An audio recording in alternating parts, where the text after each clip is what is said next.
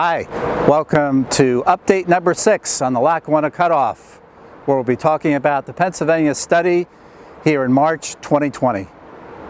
Hi, I'm Chuck Walsh, and I'm president of the North Jersey Rail Commuter Association.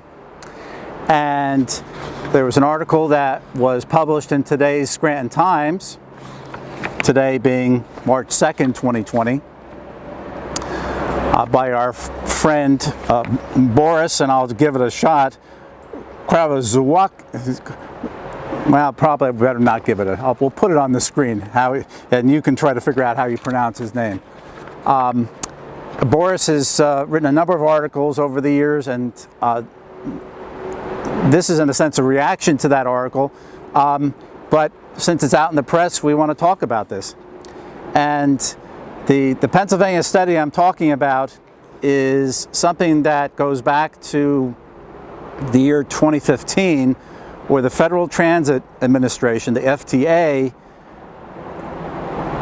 recommended, and that's in quotes, recommended that the Pennsylvania Northeast Regional Railroad Authority conduct a study to look at the capital costs and the ridership figures to update the figures of the study that actually predated that meeting back in 2015 by almost a whole decade.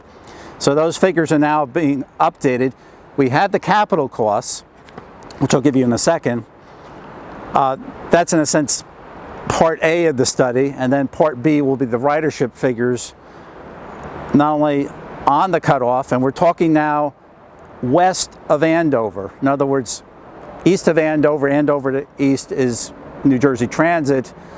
West of there will be looked into by this study. And at this point, the capital costs have been updated, and this is the purpose of the first part of the study. The total cost, and I'm quoting from the article, it will be, or shall we say, has been decided to be $288 million, no, just a little under $289 million. The lion's share of the cost, or should I say the big ticket items for that particular study, are that viaduct and then the Paulinsko viaduct, which is only a few miles to the east here. The cost of rehabilitating the Delaware River Viaduct has been estimated to be $54 million, and Paulinsko is $16 million, and I haven't mentioned this, the Slateford Road Bridge, which is just down the road here, which was filled in it's been the late 1990s. That's been estimated to be $3.3 million to replace. So it's a total of $73.3 million for just these three things. Now, why is the Delaware River Viaduct the most expensive by far? Well, it's not a big surprise. We knew that this particular bridge, probably because of the river, it's relatively, I'll say, low to the river, unlike the Paulinsko Viaduct, and because of the moisture, freeze thaw, and all that, the viaduct over now 110 years or more has suffered damage as a result of that, and lack of maintenance adds onto that, and as a result it needs rehabilitation. So the fact that it is the most costly of those particular items is not a big surprise. So that's $73.3 million total. So the question is, well, what is the other $210 some odd million going to? Well, that will go to relaying of 21 miles of track. That's the missing 21 miles we talk about, and which I wrote over in part 21 through A through F. And then the stations. There'll be six stations in Pennsylvania and one additional one at Blairstown in New Jersey on the part west of Andover. Andover station's already spoken for. That's already funded through the New Jersey Transit Project. In addition, there would be a signal system and then any kind of track upgrades that would have to take place.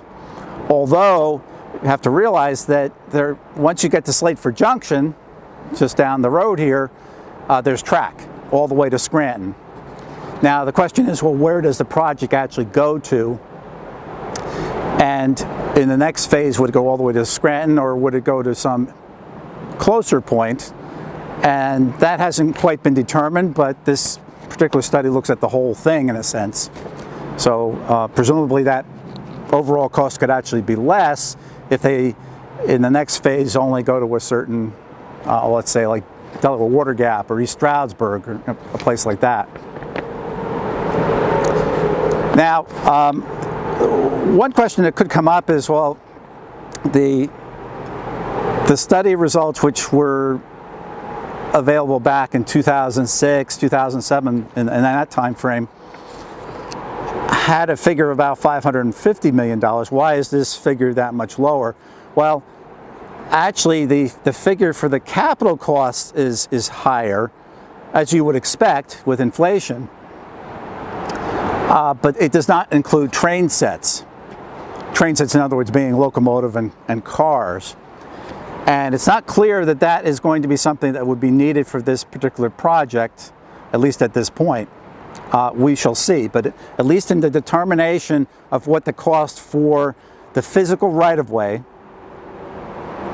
the two bridges, well, and plus the overhead bridge, plus the track and the right-of-way, and the signal system and the stations, that's the cost that's been determined here.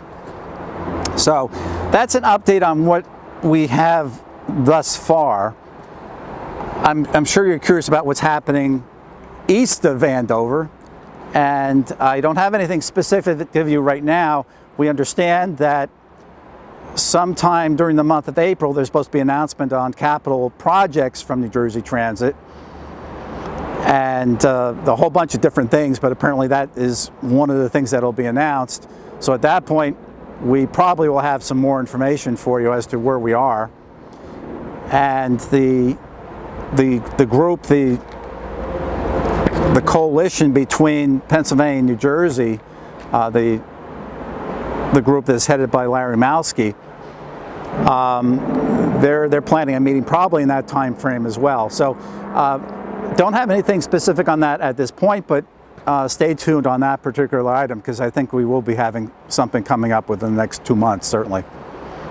So that's it for now. Hope you look forward to the next update, or if you're looking forward to the next part 24, I am presently working on that. That'll be coming along in the next, well, we'll see, pretty soon, I hope. Until then, keep the faith.